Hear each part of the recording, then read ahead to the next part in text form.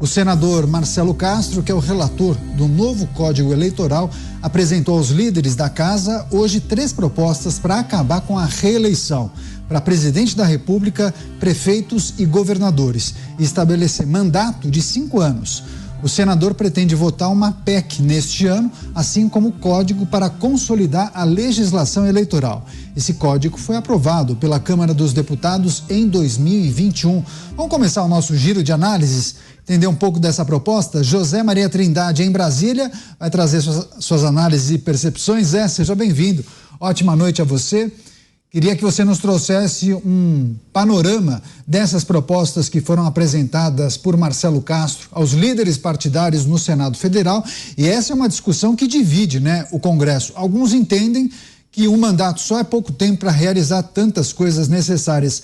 Já outros falam que não, O Instituto da Reeleição faz com que aquele que foi eleito não saia do palanque eleitoral nunca, Exatamente. É um mandato de 8 anos, com ali um teste depois de 4 anos. Se o prefeito, o governador, o presidente não é candidato à reeleição, ele encurta o mandato, é assim. Muito boa noite, viu, Daniel?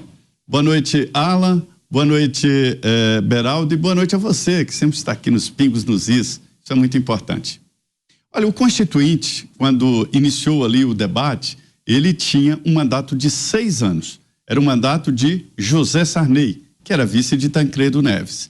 E aí, durante o debate ali, encurtaram o mandato de José Sarney para 5 anos. Eles queriam 4 anos de mandato e ficou 5. Deu a impressão de que o Sarney aumentou o mandato dele, mas, na verdade, ele perdeu 1 ano de mandato nesse processo constituinte. O mandato dele, antigo, era de 6 anos. E aí, ficou assim, 4 anos de mandato, sem reeleição. O governo Fernando Henrique Cardoso estava bem depois do Plano Real, e aí Mendonça Filho, esse ex-ministro da Educação, um parlamentar muito atuante, apresentou a emenda da reeleição. Foi aprovada no Congresso Nacional. E aí, a partir de Fernando Henrique, é que começou esse processo de reeleição. 4 anos, com mais 4 anos, e no final hoje está automático. É eleito para 8 anos. Quem não se candidata à reeleição promove uma bagunça no seu mandato. Fica um mandato curto, secretários, no caso de governadores e prefeitos, viram candidatos e disputam a eleição porque o chefe não é candidato à reeleição, e sendo candidato, o chefe, o governador, o prefeito e presidente, põe moral na história dizendo eu sou o candidato, e aí se trabalha melhor. E esse debate agora sobre o fim da reeleição é muito intenso e tem a maioria do Congresso Nacional. Conversava com Mendoncinha, que é deputado federal, e ele dizia que defende ainda a reeleição e tem os argumentos para dizer que 4 anos é pouco e que a reeleição, o mandante tenta fazer o melhor e assim por diante. Mas a maioria do Congresso quer o fim da reeleição. Mas restam dúvidas, Daniel, sobre o tamanho do mandato. Há quem diga 6 anos, 5 anos, unificação das eleições em vez das municipais, separadas, tudo junto, eleição unificada e assim por diante. Então, o debate será intenso. O que eu ouvi é que a tendência é que esse projeto seja votado no ano que vem e as eleições deste ano sejam levadas ali como uma espécie de laboratório. As mudanças não valerão para as eleições municipais. E mais, quem foi eleito com direito à reeleição, continua com direito à reeleição. É o caso, por exemplo, do presidente Lula, que terá direito à reeleição. Só os próximos que terão, que não poderão ser reeleitos. É um debate antigo por aqui, não é só a reeleição. Esse Código Eleitoral tem que ser constantemente atualizado. E aqui, Daniel, todo mundo só pensa nele, no quadradinho dele. Como é que eu fico melhor? Esse é o propósito. Tá certo, e é isso, é importante destacar também uma fala do senador Marcelo Castro, ele, o relator do novo Código Eleitoral, disse o seguinte: o que eu já percebi até agora é que há um sentimento majoritário de que o Instituto da Reeleição é uma coisa que a maioria dos senadores entende que não é benéfica ao país, ao regime democrático, que não está funcionando. Vamos chamar o Cristiano Beraldo também com a gente? Beraldo, seja bem-vindo, ótima noite a você. Particularmente, como observa essa negociação? Tudo bem, eu vou chamar então o Alan Gani, já que o Cristiano Beraldo não está pronto. Você, Alan Gani, conta pra gente qual é a sua avaliação sobre o Instituto da Reeleição. Funcionou até agora? Não funcionou? Por quê? Boa noite, Caniato, Zé Maria, Beraldo e, claro, a toda a nossa audiência. Eu acredito que o Brasil, ele tenha outros problemas mais prioritários a serem discutidos. Então, por exemplo, o Senado, ele tem ali uma pauta, né, que é acabar com as decisões monocráticas de ministros do Supremo. De alguma maneira, isso coloca um freio no ativismo político do Supremo Tribunal Federal invadindo outro poder. Então, eu acredito que isso é muito mais prioritário do que defender o fim da reeleição. Até porque, Caniato, eu vejo que nesse país tem um problema que é a falta de medidas de longo prazo, de políticas de Estado. Vamos lembrar que a reeleição foi criada ali no governo Fernando Henrique, o Zé sabe disso com muita propriedade, para, né, viabilizar a continuidade do Plano Real. Imagine se não houvesse, naquela época, a possibilidade de reeleição. Talvez a gente não teria Plano Real, talvez, né, a gente estaria numa situação de Argentina. Então, naquele momento, foi muito importante a continuidade, né, de todo um plano que ocorreu durante o governo Fernando Henrique. Eu digo que algumas medidas também adotadas no governo Temer, continuadas no governo Bolsonaro, muito embora não houve ali uma reeleição, mas elas foram de fundamental importância para colocar o país novamente nos trilhos. Então, eu acredito que a reeleição, por mais que haja um problema, né, de um populismo do governante querer se reeleger e aí acaba gastando muito, acaba tomando medidas populistas, ainda assim eu vejo que os benefícios da reeleição, que é justamente a continuidade, principalmente de medidas econômicas, ela acaba sendo benéfica para o país. Concordo que tem um aspecto negativo, mas eu acho que o positivo prevalece e acho que isso não é tema prioritário, tem questões muito mais prioritárias, Caniato. Pois é, você, José Maria Trindade, que sempre traz um componente histórico, explicando exatamente o momento do país em que foi discutida essa possibilidade e aprovada. Fernando Henrique Cardoso, à época, foi o grande beneficiado com a mudança na legislação, né, Zé Maria? Agora, por quanto tempo o Instituto da Reeleição acabou ajudando, de certa maneira, na administração pública do país? E qual foi o ponto de virada? Quando a opinião pública começou a identificar que os gestores estavam se utilizando daquela primeira parte do mandato para, entre aspas, fazer campanha e permanecer no poder. Pois é, olha, Caniato, eu tenho visto uma experiência aqui de que lei é aquela história de bate em Chico, bate em Francisco, não tem nada que explique melhor isso. É uma lei aprovada por uns, né? Acaba entrando na vida do que aprovou, às vezes o contrário, né? A gente vê, por exemplo, que o Instituto da Delação Premiada foi um instituto gerado pelo PT e promulgado pelo PT, né, sancionado pela ex-presidente Dilma, e acabou se vindo contra o próprio partido na Lava Jato. Então, assim, a lei vai e volta. Então, o PSDB, que fez todo um trabalho na Câmara, houve um inquérito e até uma cassação de mandato por compra de votos na Câmara para aprovar o Instituto da Reeleição, o PSDB acabou sendo vítima do processo político da reeleição. E aí chega o PT, reelege, né? E deixou o PSDB de fora, que agora está numa dificuldade muito grande. Talvez se não existisse o Instituto da Reeleição, né, pode ser que a substituição seria muito mais ágil. E esta é uma das ideias da democracia, que é a alternância de poder.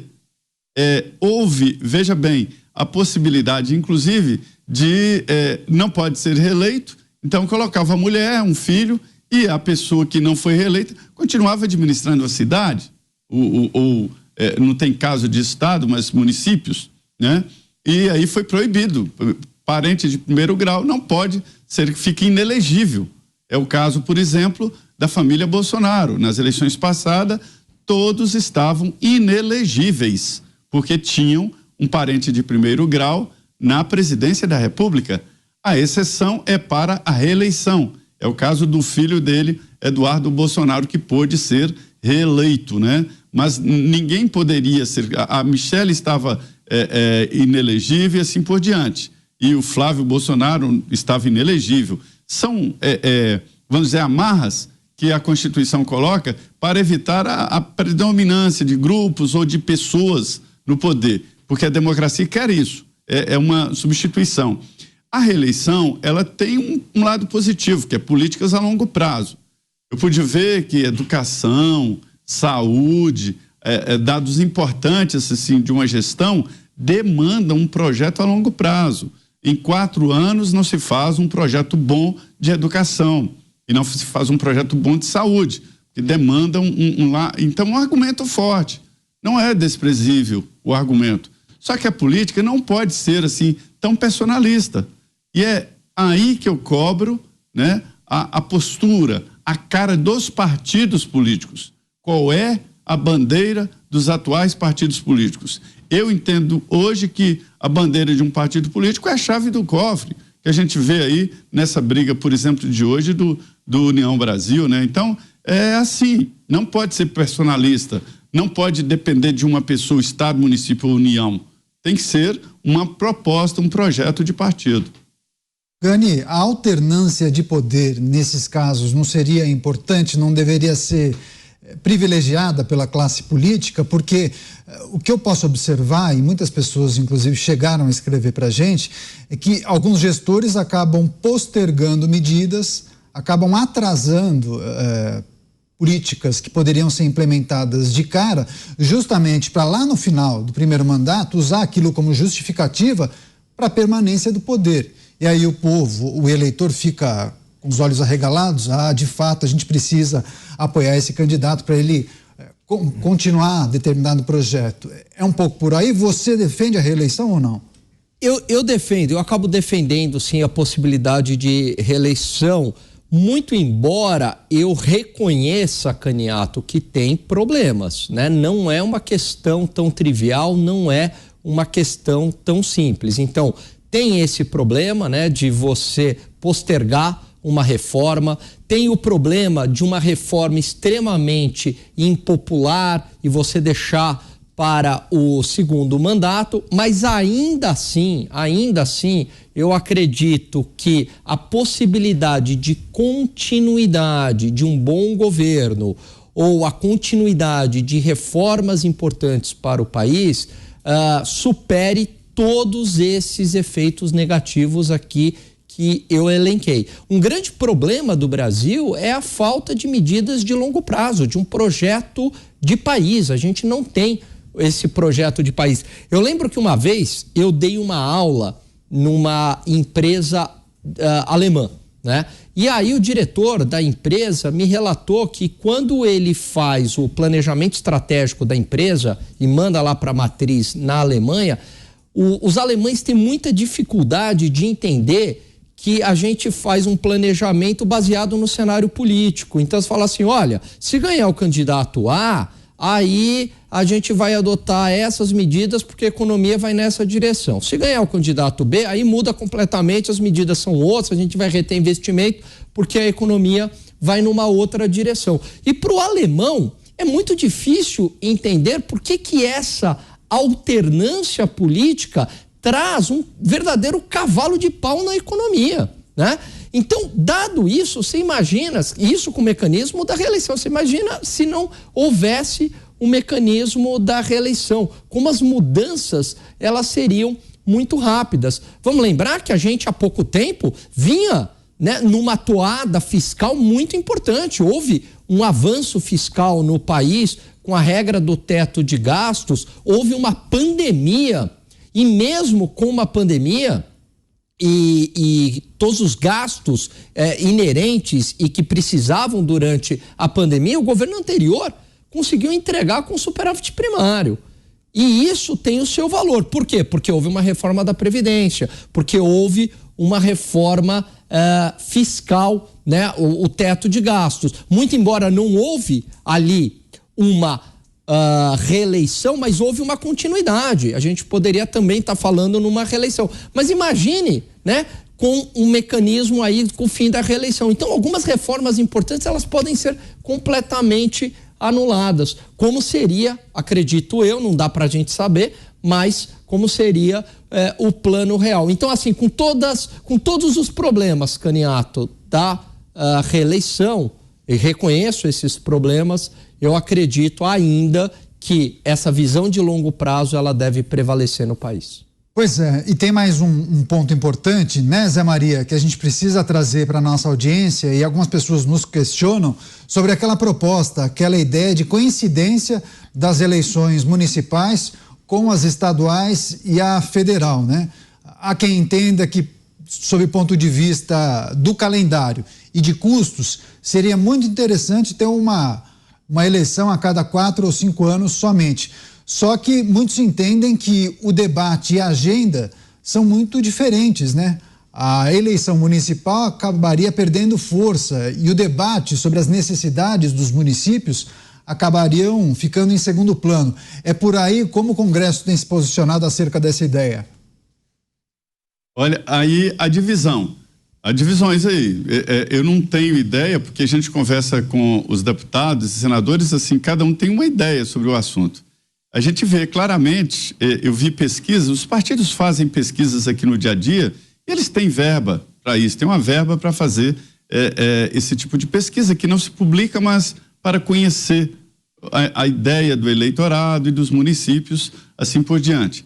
E com o advento aí da inteligência artificial, tudo está sendo mapeado, a vontade do eleitor, a proposta, né, para o que eles chamam de reposicionamento político. Antigamente era vira-casaca, traidor, agora tem esse nome chique, reposicionamento político, através da inteligência artificial. A inteligência artificial não é só para maldade, para fazer pessoas falarem o que elas não falaram, ou fazer coisas falsas, mas também tem essa coisa de analisar dados.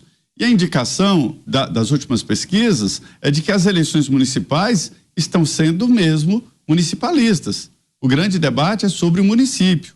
O grande definidor de votos no município é o prefeito, as pesquisas indicam.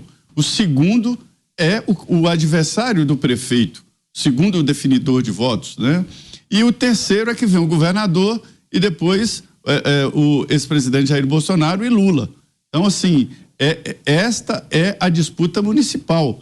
E, de certa forma, é positivo, porque você não pode, numa cidade, ficar disputando coisas nacionais, enquanto tem um bairro que é alagado todos os anos, enquanto tem uma avenida que não tem iluminação, tem as estradas vicinais, que são as estradas municipais que o prefeito não está cuidando. Então, isso não pode ser misturado num grande debate de país, num grande debate, que é importante também, muito importante, né? Mas não pode ser misturado ali com o buraco na avenida principal ou na estrada que leva para a fazenda do eleitor. Então, isso é importante e é um argumento importante. Agora, veja bem, essa história de uma eleição fica muito cara, mas a democracia tem que ter um preço. E não fica tão caro assim, não fica tão caro. Já existe uma estrutura, já existe este monstrengo chamado justiça eleitoral. Isso é caro, é mais caro que o Congresso Nacional, em época de eleição, né? Em ano de eleição. Para se ter uma ideia, o orçamento do Congresso é 12 bilhões. Em ano de eleição presidencial, o orçamento do Tribunal Superior Eleitoral fica superior a isso, né? É um preço alto. Então, já que tem a justiça eleitoral, não tem problemas ir de 2 em 2 anos às urnas, né? Mas, de qualquer forma, Daniel, é um debate bom. O que eu não gosto, eu acho horrível, é deixar a justiça eleitoral fazer reforma eleitoral, fazer mudanças, regulamentar, como agora na inteligência artificial. Os deputados e senadores foram eleitos para desgastar ou serem aplaudidos. Eles tinham que enfrentar esse debate sobre a reforma, sobre a inteligência artificial. E não fizeram, deixaram para a justiça eleitoral. Você, Alan Gani, claro que são debates distintos, né? Quando a gente fala de uma eleição estadual ou no âmbito federal, para as eleições municipais que tratam de uma agenda específica para aquele município, uma necessidade de recapeamento de uma grande avenida e por aí vai, programas habitacionais específicos para aquela localidade.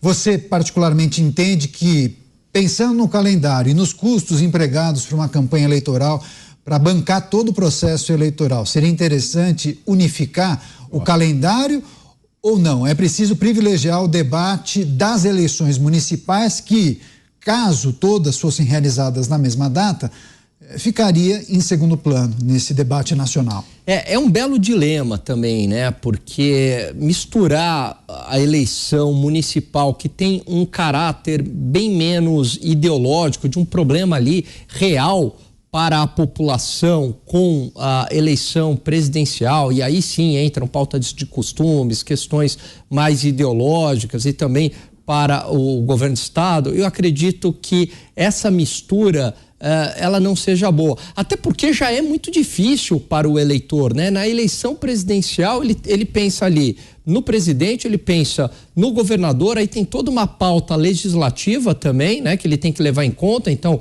Senado, deputado federal, deputado estadual, eu acredito que seja muita informação.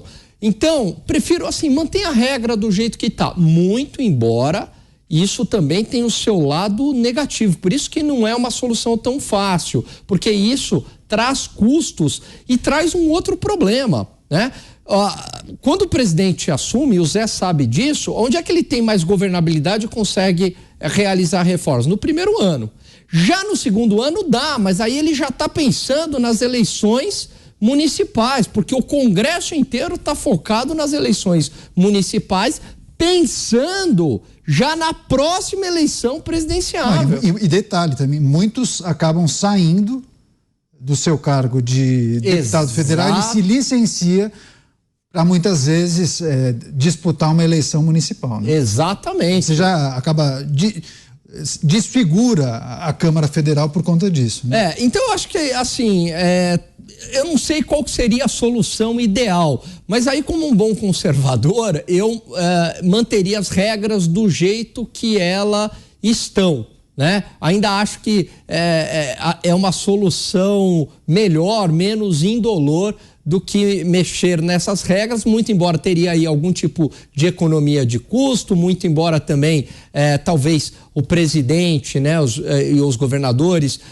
teriam pelo menos 2, 3 anos ali de maior governabilidade, né, não estariam só pensando nas eleições, mas eu acho que para o eleitor esse debate seria muito ruim misturando a esfera municipal com a estadual e com a eleição presidencial.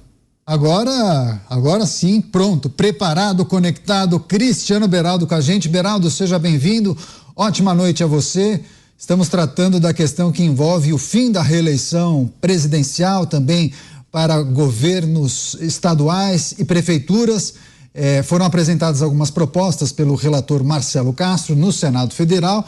Claro que a gente vai acompanhar muitos debates que irão acontecer nesse sentido, mas a gente queria escutar a sua avaliação acerca dessa ideia inicialmente e quais são as ponderações. Você particularmente defende ou não e por quê? Não, eu não sou favorável à reeleição não, Caniato. Boa noite a você, boa noite ao Alan, Zé Maria e a nossa querida audiência que nos prestigia todas as noites aqui nos Pingos nos Is, para que a gente possa debater o Brasil que queremos, o Brasil possível. E eu reputo a reeleição um dos grandes problemas que temos hoje no Brasil, porque a reeleição ela acaba sendo um instrumento automático de manutenção do poder e sempre que há uma eleição, ao tomar posse, o eleito começa a pensar na reeleição. Isso, naturalmente, estamos falando para os cargos do executivo. Eu sou da opinião que nós deveríamos ter no Brasil o modelo de 5 anos de presidência, sobretudo, sem direito à reeleição. Por quê? Porque em 5 anos é possível executar um trabalho suficiente para que os seus comandados ou aquelas pessoas que estão ali ou no Estado ou no país, quando a gente fala de presidente da República, percebam que este é o presidente que tem um projeto de longo prazo, ou este é o governador que tem um projeto de longo prazo que precisa ser mantido. Esse é o grande desafio. Quando a gente tem a reeleição como temos hoje, com 4 anos, o que a gente vê, invariavelmente, é que o eleito ele assume o poder e ele começa a trabalhar, ele começa a se preocupar com as indicações, ele começa a preocupar com o cenário que terá daqui a 4 anos, daqui a 3 anos, 2 anos, e aí vira uma prova de que ele tem condições de ser reeleito. E não pode ser assim, porque hoje a gente tem no Brasil problemas muito graves e essenciais que precisam de um certo desprendimento para que a gente possa ver uma continuidade de projeto. Essa é a minha grande preocupação.